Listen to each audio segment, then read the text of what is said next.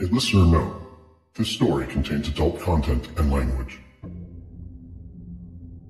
John Jallo can't be sure how John Meehan found him, and he was apprehensive about taking him on as a client. His paralegal had done some research on Meehan and was so spooked that she told her boss she wanted no part of the case. Meehan had done prison time for stalking and terrorizing a Laguna Beach woman, and now on April 8, 2015, Meehan was sitting in Jallo's Santa Ana law office. Meehan wanted Jallo to sue the Laguna Beach woman, claiming she'd cheated him of $250,000. Meehan had other ideas for lawsuits too. There was yet another woman who had supposedly cheated him. He also accused police who had arrested him of stealing his cash. The blizzard of lawsuits was part of John Meehan's plan to win back the trust of his wife, Debra, who was sitting beside him. He wanted Jallo to prove he'd been the victim in case after case, not at all the dangerous swindler portrayed in mountains of court papers. Jallo told me that he planned to turn down the case, even though he would be getting a $25,000 retainer. But meeting Debra, listening to Debra, gave him second thoughts. She seemed naive and helplessly in her husband's grip. She struck me right off the bat as a very genuine, very sweet, very vulnerable lady. And she was obviously in love with him. Although I really only met him face to face once, and that was in about a 2-hour interview. He was the scariest man I had ever met in my life. I'm 70 years old. I practiced law for 42 years before I retired last year in September. John Meehan was scary.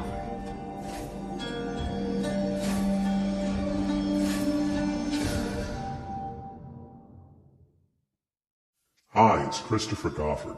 If you'd like to support more signature journalism like this, you can join us by subscribing to the LA Times. Our mission is to uncover the truth every day, and we invite you to be part of it at latimes.com/join. That's latimes.com/join. From the Los Angeles Times and Wondery, this is Dirty John. I'm Christopher Goffard.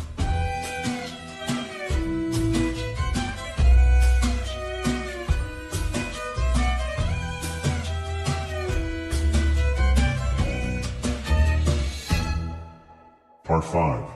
Escape. So I've got this lady that's sitting there who just strikes me as wonderful woman, and this scary guy that I can hardly look at him sometimes because it just feels to me like the anger that he is holding inside is so intense. Debra explained that her family didn't trust the man she'd married after a whirlwind romance of less than 2 months. There was a definite chill in her relationship with her children. They believed he was a greedy predator, and that the longer they stayed married, the bigger his claim on her considerable wealth. She was asking me, what can we do? Can you do anything that will help put my family at ease? I asked her whether or not she had gotten a prenuptial agreement with John before they got married, and she said that she had not. And I suggested that, well, maybe it would ease your family's mind if we did a postnup. Jallo began explaining how a postnup would work. It would effectively cut John out of Debra's fortune if they split up. The strangest thing happened during the course of this 2 hours together. The more we dealt about the postnup and how it would actually go in effect, the more sulking and angry John became. Not vocally. He didn't get angry with me. He didn't say anything like, "We don't need your goddamn stinking postnup," thing like that. But as we talked about it, he was like sinking down in his chair with his hands crossed in front of his chest, and he was almost scowling at me with his lips puckered and his squinty glazed. I couldn't tell you what color his eyes were, But I can tell you that as I sat across that table from him that day, they were as black as coal. It's the kind of thing where you look at somebody and you swear you can hear, you can literally hear the seething cauldron that's inside their brain. And that's when I started looking at this guy thinking, oh my God, he is a nutcase. This is a dangerous man. And at one point I looked at him and said, John, it's obvious that you don't like this conversation about, where we're going with all of this.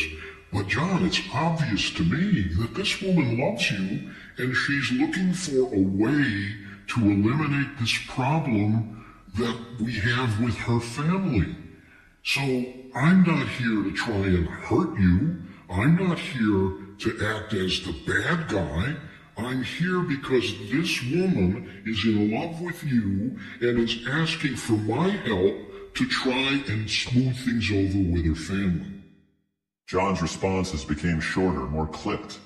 But still, he didn't yell at him or threaten him.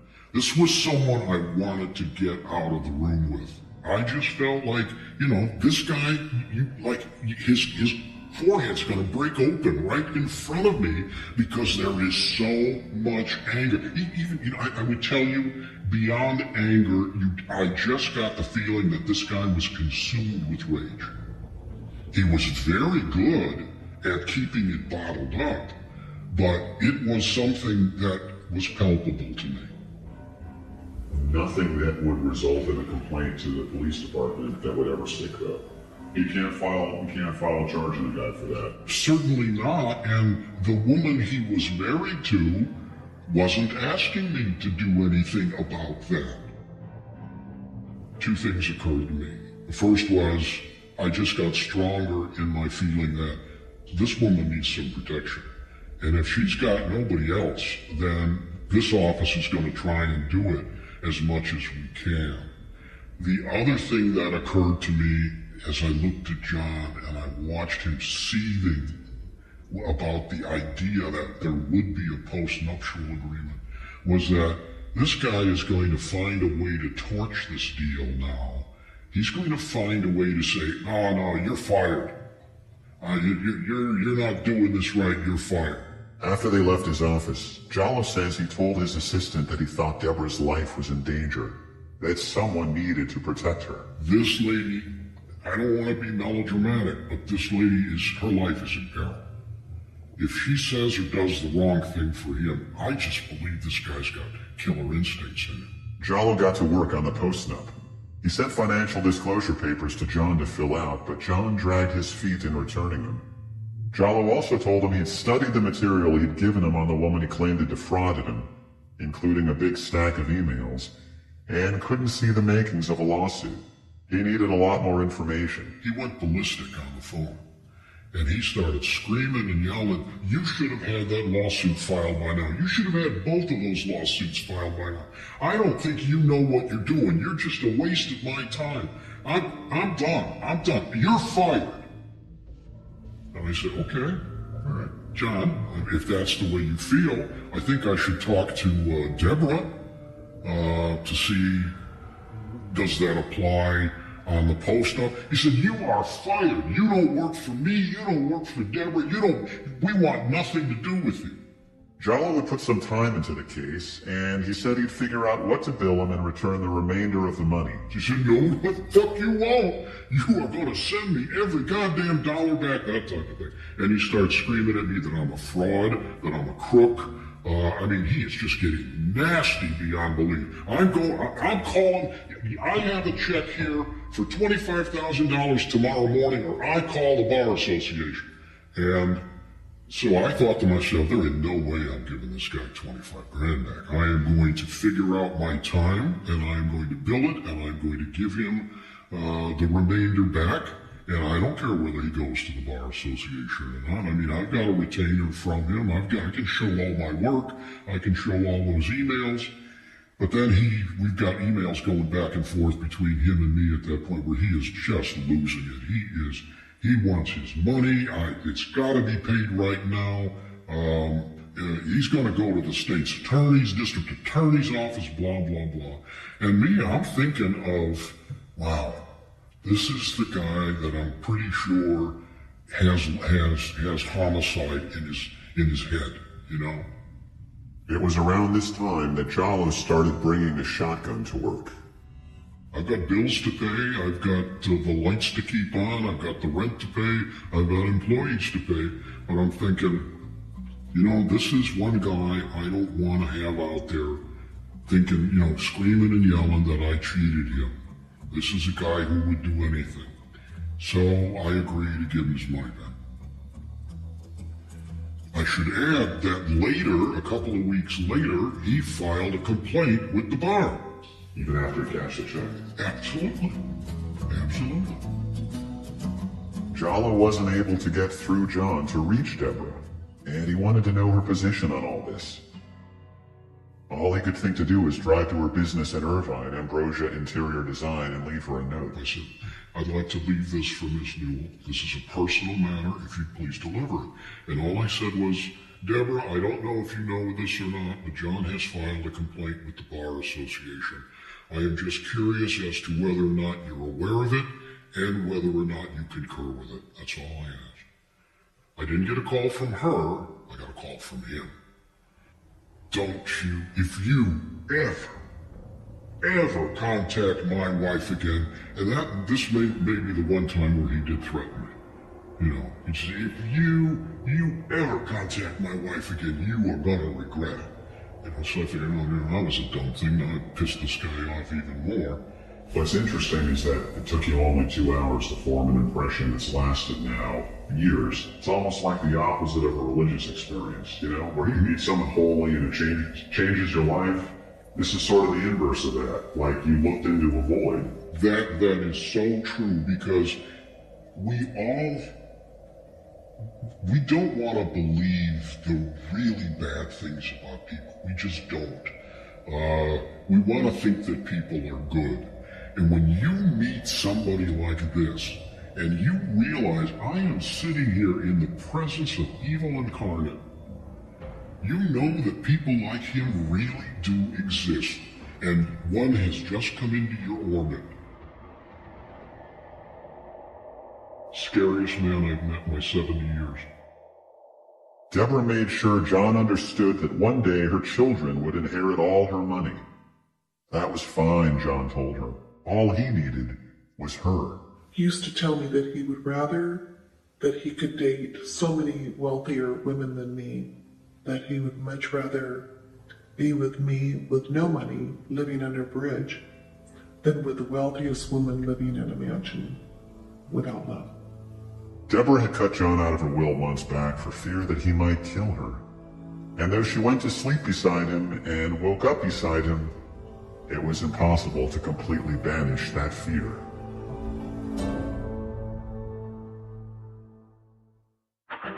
Find your dream candidate with these tips from ZipRecruiter and Dirty John. Tip: make sure your job post reflects the position honestly. It should clearly spell out the responsibilities of the position, the type of company culture you're striving to create, and what opportunities for growth the position offers. Then, you can use ZipRecruiter to post your job to over 100 top job boards with one click. Their smart technology notifies qualified candidates to apply within minutes of posting. In fact, 80% of employers who post a job on ZipRecruiter get a quality candidate through the site in just one day. Try ZipRecruiter for free by visiting ZipRecruiter.com/dirtyjohn. Again, that's ZipRecruiter.com/dirtyjohn. This has been a tip for finding your dream candidate from Dirty John and ZipRecruiter, the smartest way to hire.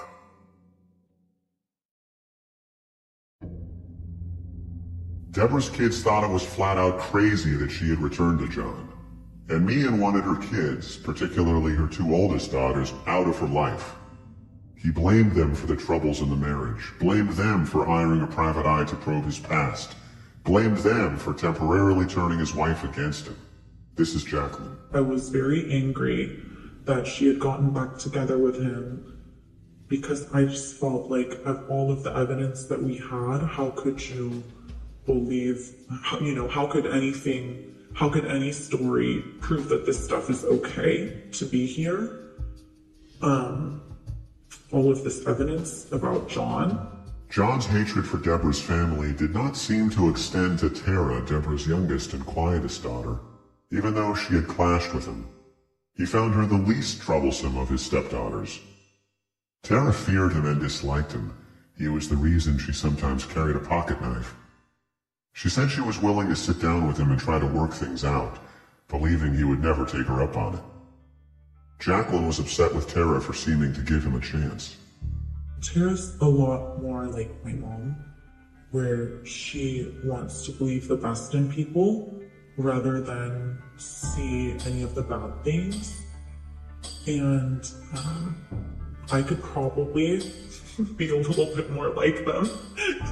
It would do me some good, but I just couldn't see anything good in him, just all bad. In the summer of 2015, Tara was living in Vegas with her boyfriend, Jimmy Grob. They were renting a 3-bedroom house with 3 dogs and 2 cats, and trying to make it work. Every love affair has its own set of rituals, and theirs was a Sunday night television show. So something that Tara and I bonded over definitely was an affinity for one of our favorite shows, The Walking Dead. And, it's the way the show is set up, they put these characters in such crazy, dire circumstances.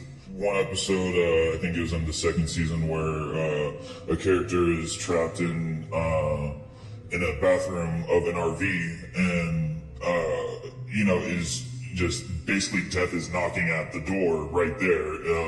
It's relentless and won't stop. It's, menacing. And then she gets handed a screwdriver from one of her mates up top and ends up, just stabbing the thing to death in the face. And it was just, that fight or flight moment. And it's like, what are you gonna do when something that menacing just won't stop? We would watch that show, then we would watch it again, and then we would watch the talking dead. I just thought if there's a zombie apocalypse, then maybe I might know what to do. A zombie is an uncomplicated dream of evil. Almost everything else in the world is ambiguous. There's good and bad people, and bad and good people, and gray everywhere. But zombies are not reasonable, and they're not redeemable. They're only survivable, or destroyable.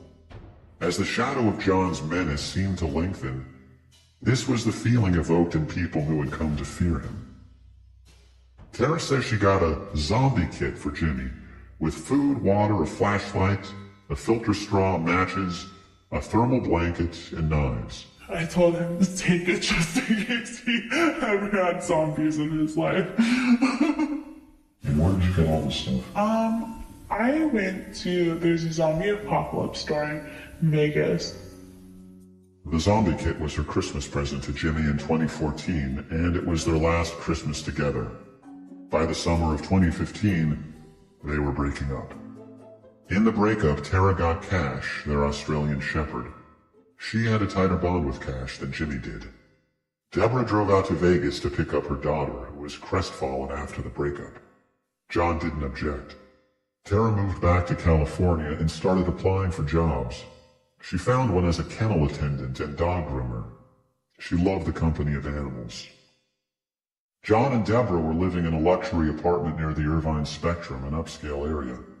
They traveled a lot: Denver and Colorado Springs, San Francisco and Seattle, Santa Barbara and Lake Tahoe. He was back to his doting ways.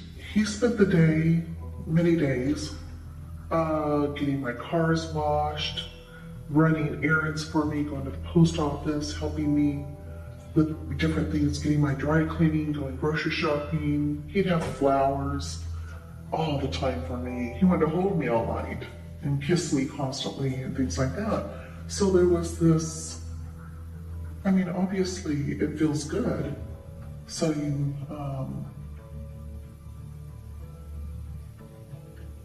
you hold on to that, I think, at times.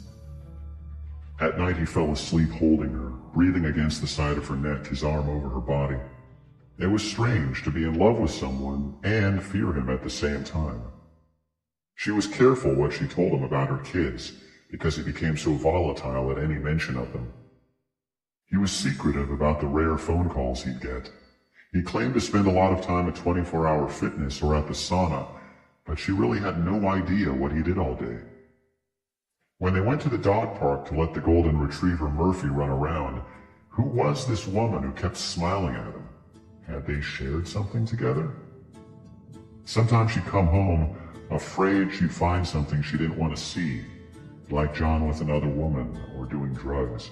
And I was a little nervous going home. I didn't know what to expect. I didn't know what he was doing on his computer all day. I didn't know what he was doing. I was scared. I think that I was scared for my life and my kid's life. I made such a major mistake. And so what happens? Do you tell anybody? Like, hey, I need to get out of this? I didn't want anyone to worry, so I kept it to myself. I did call psychologists a few times and talk to them. What did they say? They said you need to protect yourself, so it's best not to just jump out of it real quickly, but plan it.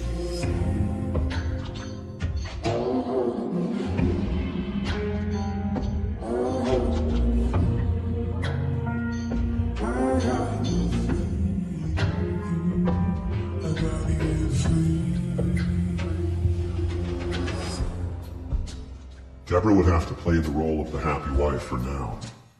Sometimes he seemed to sense that something had changed. He said, "You don't look at me in the same way." He said, "I know you're going to leave me." She told him it was just his imagination, that she was busy at work, that she was stressed, that she was sorry, and she made him one of his favorite meals, pork roast with vegetables, jambalaya, chicken noodle soup from scratch. He'd say he wouldn't know what to do without her, that he wanted to die in her arms. Sometimes they had the semblance of a normal domestic life. In the evening he'd put on the TV while she sat reading beside him. He liked the show Lock Up, the documentary series about life behind bars, and Intervention, the show about addiction, two subjects about which he had intimate experience.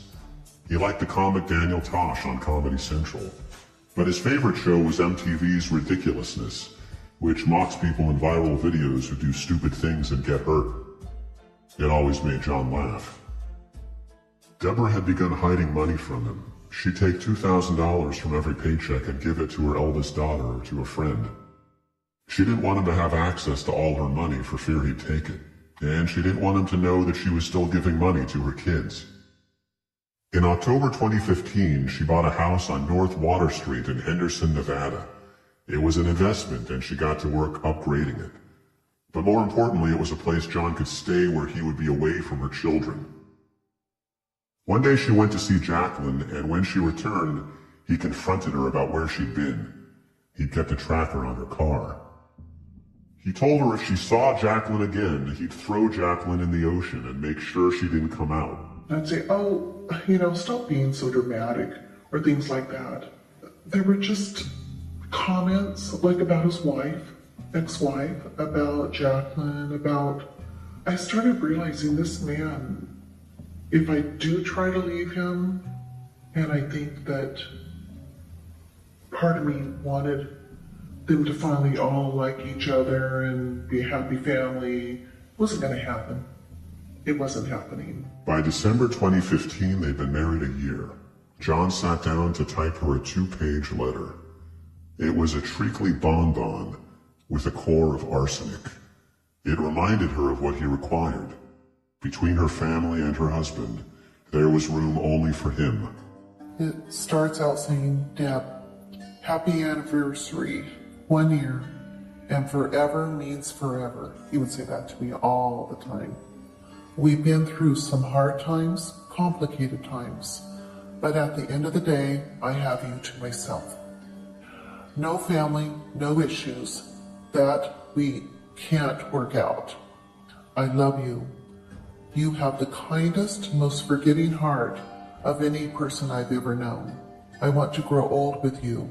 I want to hear your breath in the middle of the night, feel you reach for me when there is nothing else between us.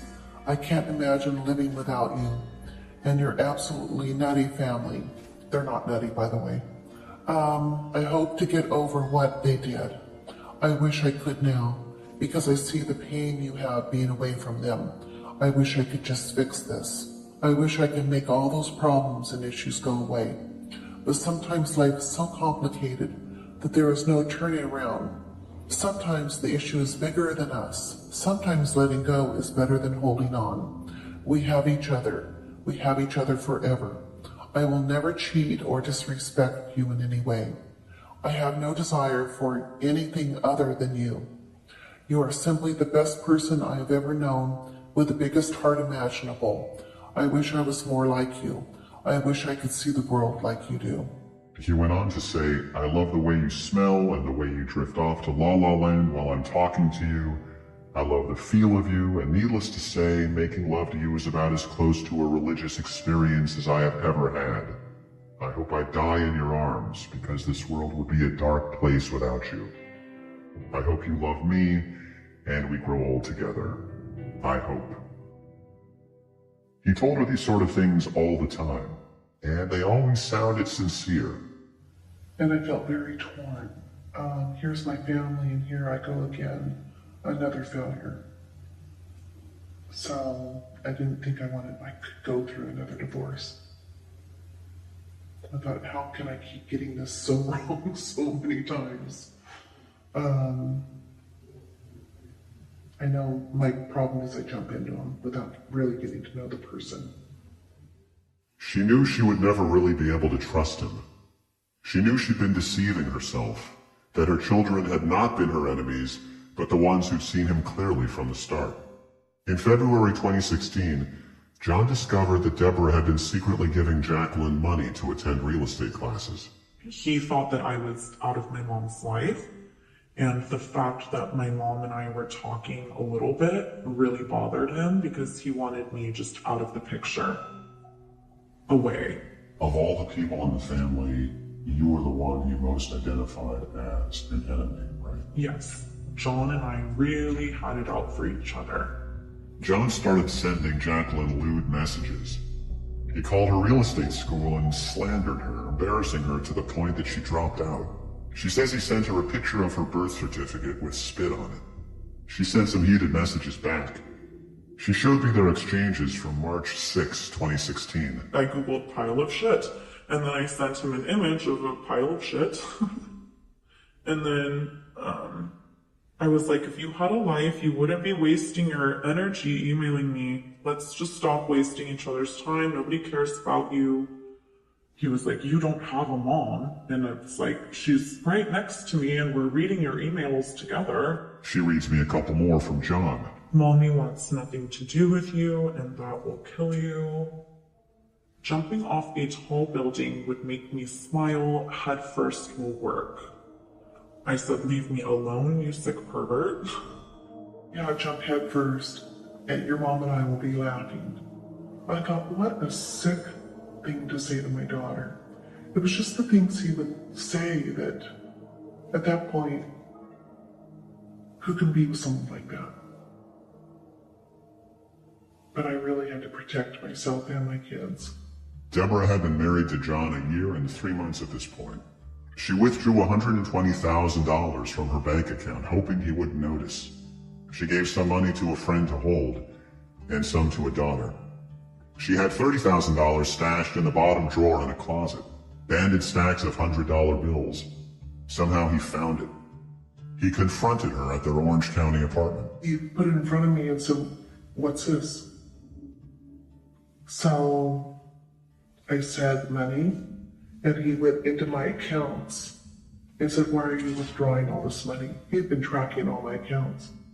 And when he plopped that stack of cash in front of you, what did you say? It's mine. It's mine before you. Just don't want you to have it. And he says, no, everything that is yours is mine. And I said, no, anything that was mine before you is still mine. And that's what he said. And we were getting heated up. And I'm not one to even raise my voice if you know who I am. He said, hit me. Because if you hit me, I'll make sure you never get up again. I said, I'm not gonna hit you. And I packed a bag and I left. And I said, I want a divorce, I'm out of here. So that was the end of the end. I think I grabbed one shoe, some of my makeup, and left. You mean one pair of shoes? No, one shoe. I'm taking stuff and I'm leaving. Debra and Jacqueline drove out to the house in Henderson, Nevada when they knew John was in California. They worried he might be monitoring them on security cameras he'd installed at the house, so they had no time to lose. He could make it there in 4 hours if he knew. Debra put tape over the camera lenses. They brought professional movers and they worked quickly, packing up Debra's stuff, stacking it into the big truck. It was March 29, 2016. Jacqueline used her iPhone to record the condition of the house as they prepared to leave, just in case John complained that they'd damaged or stolen his things. I got everything. Let's go. Yeah. I even want a video of you leaving. What's good? You got your keys, you got your phone?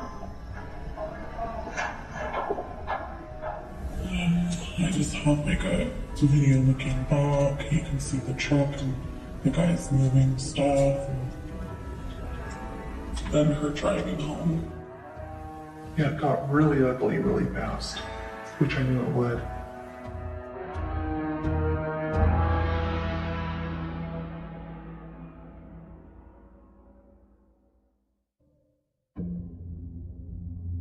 Gigolo was the perfect term for this guy. He had nothing, and portrayed himself as having everything. Debra had approached a family law attorney who spoke to John Meehan by phone and heard something chilling in his voice. He cared about his clients, he said, but he had a family. He decided to pass on the case. Then she found Michael R. O'Neill, who had more than 4 decades in the law and kept a shotgun at his Santa Ana office. He sized up the situation fast. He saw how John, a disgraced and penniless nurse anesthetist, had lured her in, then managed to keep her even after he'd been unmasked the first time.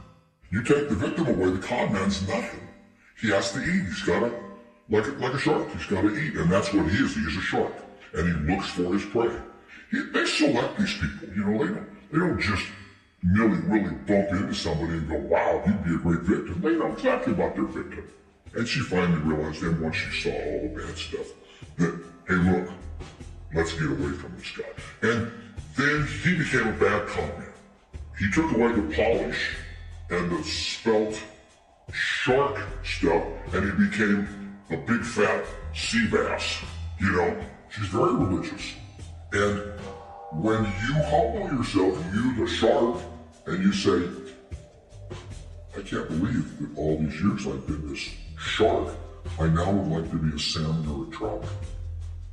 And I owe it all to you. Well, that is more the chameleon of the guy. Wonder how far you can take this fish metaphor. Oh, yeah, right? Just like, but that's what he's done. He's just, you have to find somebody that will swallow that line, hook, line, and sinker. So when I ask about the specific nature of the con that John would run, by that I mean his goal was to get into people's lives, marry them, and then take half their stuff, right?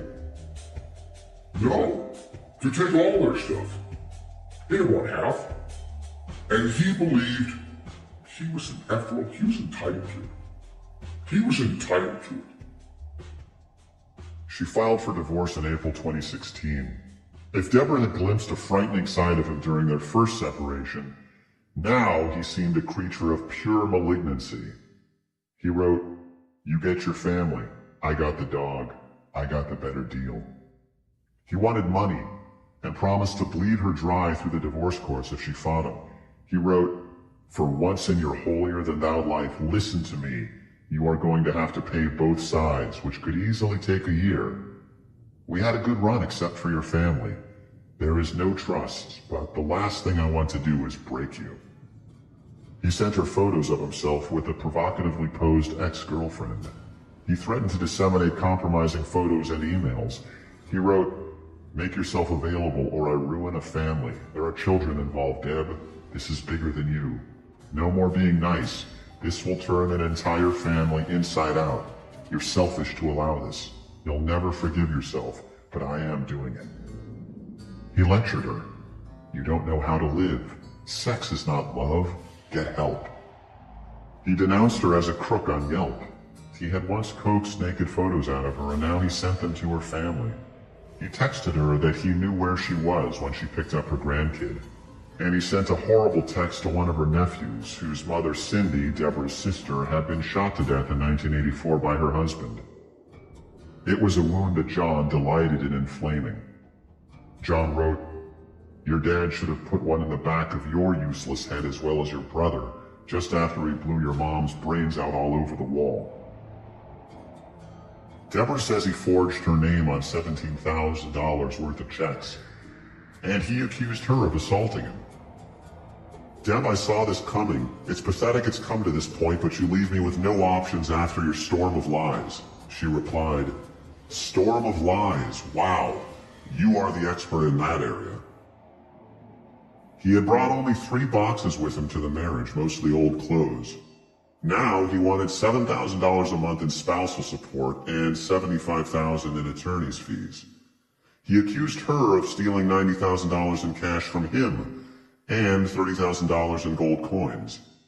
He complained that he was living on monthly disability checks of $558 for his bad back. John wrote, "It doesn't matter that paying support isn't what a real man demands. It's what the court feels is equitable. That's all that matters. Think, Deb. There is no alternative to this unless you start thinking. That, or you will eventually get bled dry. Be smart, Deb. You have no idea of the mistakes you made. Be smart and you'll save a fortune." "I don't trust anything you say," Debra wrote. "You're evil." She understood now how he worked. He turned everything around. He made his victims look like his tormentors. He told her she was a pathological liar. "Face it, Deb, I'm smarter than you." She replied, "Stop. Don't contact me again or I will go to the police." He had posed as her soulmate, the answer to her longings after 4 failed marriages, and now he used her past as a barb. "You think I'm going to allow your family to continue? Look in the mirror 5 times and still making the same mistakes. Now you're getting yours. Pray, Deb. Pray hard." He had turned himself into a church-going Christian and wept during sermons, knowing God mattered to her, and now he used her faith as a cudgel. "Everyone is a better Christian than you," he wrote. "Paybacks are costly and a bitch." He had rhapsodized endlessly about her beauty and promised she would never know loneliness again. And now he wrote, "You lying old bag, you'll grow old alone." He sent her a list of her clients, builders who used her interior design business, and threatened to call them twice a day. Debra brought her lawyer a stack of legal papers documenting his criminal history and his emails. She wanted a restraining order. She feared for her life. She wanted protection for herself, for her 36-year-old daughter Nicole, her 26-year-old daughter Jacqueline, and her 38-year-old son Brandon. She did not list Tara, who was 24, on the request. John seemed not to be a threat to her. I submitted an inch worth of documentation. I worked day and night for like 2 or 3 days, both with Debra and without Debra, to put together the entire package. O'Neill cited more than a decade's accumulation of mayhem. The theft of hospital drugs, the Indiana Board of Nursing calling him, quote, "a clear and immediate danger to the public," end quote. The time he jumped from a moving ambulance to avoid arrest. The restraining order requests from women who feared he would kill them. The detectives, so worried by John's reported death threats that they too asked for a restraining order. The arrest for extortion and stalking. But all of that wasn't enough. In order to get a domestic violence restraining order in the judicial system and family law, you have to show a couple of things. Number one, that it's an emergency. Number two, that you are in fear of your life, safety, whatever, immediately, and that the perpetrator, the alleged perpetrator, has the ability and the means to do what it is you're alleging he's going to do, which puts you in fear and apprehension. What the court said is, no, we can't do that because he hasn't laid hands on you. He hasn't hurt you physically. Plus, John lived in Henderson in another state, and there wasn't what the court thought of as fresh blood. O'Neill was surprised, but understood the court's reasoning. In retrospect, it would have been nothing more than a piece of paper, and that piece of paper wouldn't have slowed down Meehan at all. John had never been violent to Debra before. O'Neill thought his threats were probably idle. He hoped. I hadn't seen anything where he had made any overt gestures to, get hands on her. I just thought, this is a sick puppy. I mean, that was my position all along. You're just a sick son of a bitch, and that's what I thought. The judge told them they could come back in 14 days to apply for a permanent restraining order. Debra did something inadvertently to sabotage it. She says another lawyer told her she would save on legal fees if she could get John to settle. Would he accept a certain dollar amount to agree to an annulment? She misunderstood that as a suggestion to meet him, and she went to the Henderson house. She thought he looked like he'd aged a decade since she last saw him, and his weight was way down. She broached the subject of the annulment.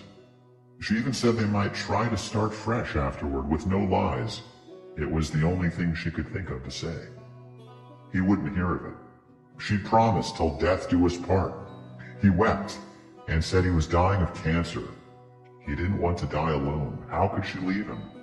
He told her he'd do anything to make it right. She wrote him a $10,000 check to fix the Henderson house and told him he could stay there while they figured things out. She was trying to keep him occupied and buy some time. She says she slept on a mattress on the floor that night. I'm dying, Deb. Slowly dying. Please, just come up with something so we can move on. He texted her when she got back to California. I'm not doing well, Deb. I'm doing horrible without you. I need you. Because she had seen John, because she had actually spent the night at the Henderson house, her lawyer knew no judge would grant the restraining order. How scared could she be if she saw him voluntarily? I said, what were you thinking? You have completely taken away every muscle, every hammer, every degree of strength that we have to get a restraining order. You have completely vitiated that. 100%. So we have no chance.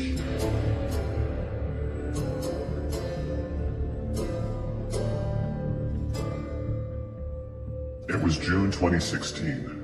Debra was living out of hotels, working out of hotels, checking in under the names of her assistants, wearing a dark wig to conceal her blonde hair.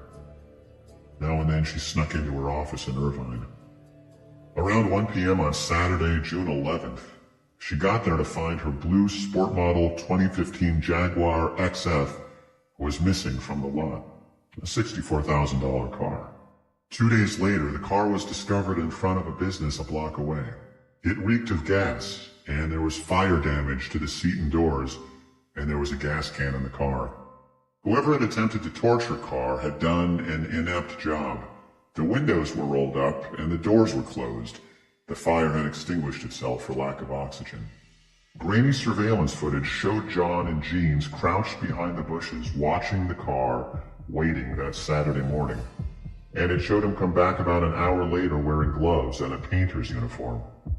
Police talked to John, who admitted that he had taken the car that Saturday, but insisted that he had done so with Debra's permission and had then returned it unharmed. This was not a full admission of guilt, but a stupid thing to say. It put a man who lived out of state at the scene. Well, once he came down and set the Jaguar on fire and stole the Jaguar, it sort of changed the playing field a little bit. Well, now he's reaching out. Hey, and I kept talking to Irvine PD. Are you going to do anything?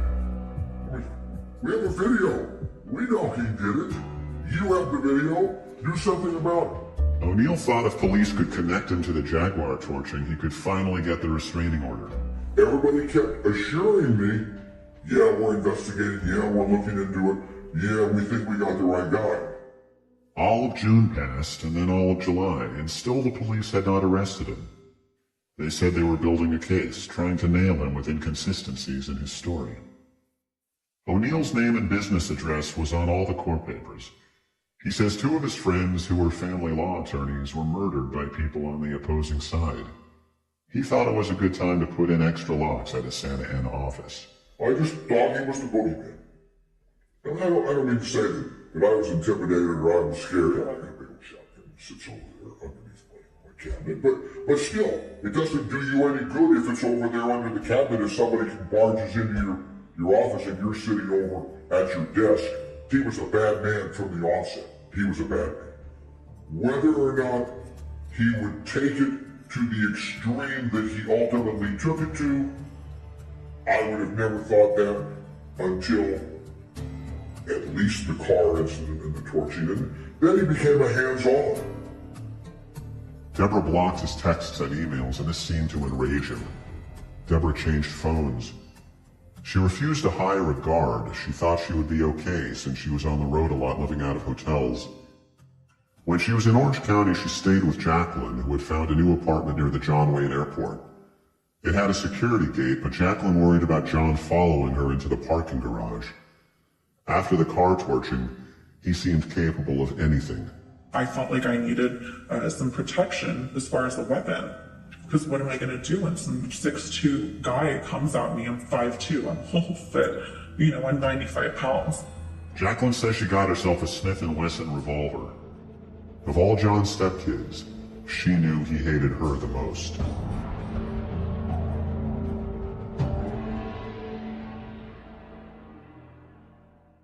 On the final episode of Dirty John. Police, we have an emergency? Yeah, we do. We got, Come on. Breathe. Come on. Breathe. All right, I understand. We have officers on the way. Like, Mom, it's coming to your knees and please. Can I see all this guy just raising his hand up and down, up and down, up and down, up and down, up and down. Dirty John is reported and written by me, your host, Christopher Goffard, for the Los Angeles Times. Karen Lowe is our producer and editor. Audio design by Jeff Schmidt. Executive producers Jeffrey Glazer and Hernan Lopez for Wondery. Over the course of this production, our LA Times team has included Shelby Grad, Steve Clow, Robert Meeks, and Devon Maharaj. You can read the story at latimes.com. We're putting up installments as these episodes air. I was recently interviewed by Real Crime Profile, a podcast hosted by Laura Richards, Lisa Zambetti, and Jim Clementi, a retired FBI profiler. They had some interesting theories about John, his MO, and a little-known form of psychological abuse called coercive control. You can listen to Real Crime Profile wherever you get your podcasts.